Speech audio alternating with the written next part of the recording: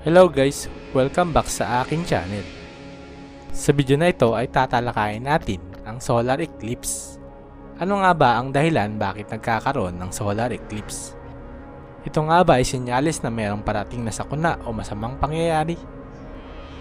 Ang huling solar eclipse ay nangyari noong December 4, 2021. Ito ay pangunahing makikita sa mga bahagi na lugar ng Antarctica.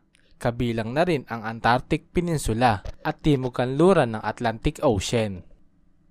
Ang eclipse ay hindi makikita sa mga mataong lugar at hindi rin ito kapansin-pansin sa publiko dahil nga sa liblib na lokasyon. Ngunit dahil nga papalapit na ulit ang pangyayaring ito, kaya maraming haka-haka tungkol dito. Maraming lumang kasabihan, kwento o alamat tungkol sa solar eclipse sa mga nagdaang kasaysayan. Madalas nga ito ay dumidepende sa kultura at paniniwala na itinuturing na celestial na pangyayari. Nandito ang mga listahan ng iba't ibang kwento tungkol sa solar eclipse. Na kahit nung bata pa ako ay marami na rin akong nalaman na kwento tungkol sa solar eclipse. Merong mga nakakatakot na kwento o kasabihan dahil sa mga saling kwento at paniniwala ng matatanda ng unang panahon sa Pilipinas.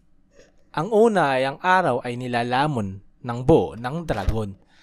Sa mga unang panahon at paniniwala na kultura kabilang ang Inchek, Korean at Vietnamese, ang solar eclipse ay kadalasang pinaniniwalaan na meron daw dragon o alamat na nilalang na lumalamon sa araw. Pinaniniwalaan ng mga tao na kailangan mo daw mag-ingay na gamit ang tambol o magbasag ng palayok para matakot ang dragon upang ibalik ang araw. Ang ganitong paniniwala ay maraming kaugnayan sa ritual at kinagagawian habang merong eclipse para maprotektuhan laban sa mga darating na kaguluhan o sakuna sa hinaharap. Ang pangalawa, ang alamat ng Navajo na oso at araw. Sa mga tao na nakatira sa Navajo, Hilagang Amerika, merong isang alamat na pinaniniwalaan tungkol sa isang oso na sinasabing kinakagat at sinusugatan ang araw. Ito daw ang nagiging dahilan ng solar eclipse. Sinasabi sa alamat na ang ginagawa ng oso ay nagiging dahilan ng pansamantalang kadiliman pag nagkakaroon ng eclipse. Kaya madalas gumagawa sila ng ritual o seremonya upang gumaling ang sugat ng araw at bumalik ang kaliwanagan sa mundo. Ang pangatlo, ang alamat ng Viking na lobo na lumalamon sa araw at buwan. Ang alamat ng Norse ay sinasabing kwento ng mga lobo na humahabol at lumalamon sa buwan at araw na nagiging dahilan ng solar at lunar eclipse.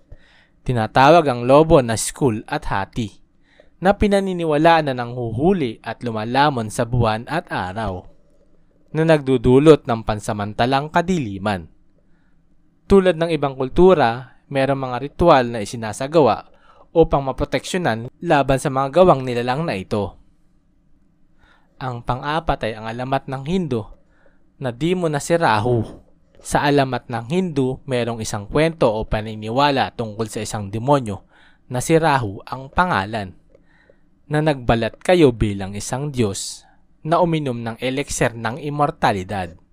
Nang malaman o matuklasan ang kanyang panlilinglang, ay agad siyang pinugutan ng ulo ng Diyos na si Vishnu. Gayunpaman, dahil sa naubos na ni Rahu ang ilang elixir, dahilan kaya naging immortal ang kanyang ulo.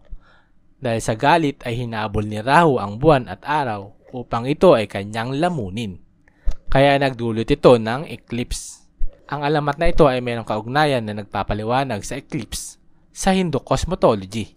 Ang mga alamat at mga paniniwala na ito ay nagpapakita ng mga magkakaibang paraan ukol sa kultura sa buong daigdig. Ito ay nagbibigay ng kahulugan at paliwanag sa kaganapan ng solar eclipse sa mga nakaraang kasaysayan. Kahit na sa modernong panahon ngayon sa agham ay nagbibigay ng linaw tungkol sa solar eclipse na pangyayari sa astronomical. Ang mga kultura sa mga nakaraan ay nagpapayaman at nagbibigay sa atin ng kaalaman upang pahalagahan ang ganitong mga celestial na pangyayari.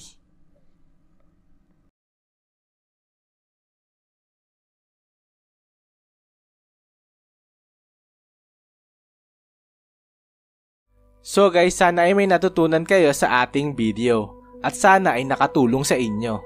At kung gusto mo pa ang ganitong video, paki-comment naman sa ibaba. At kung nagustuhan mo ang video na ito, pakibigyan naman ng thumbs like at paki-share na rin para sa kaalaman ng iba. At huwag kalimutang mag-subscribe, pindutin ang bell para lagi kang updated sa bagong upload videos ko. As always, like and share. Ingat, God bless, thanks for watching, and goodbye.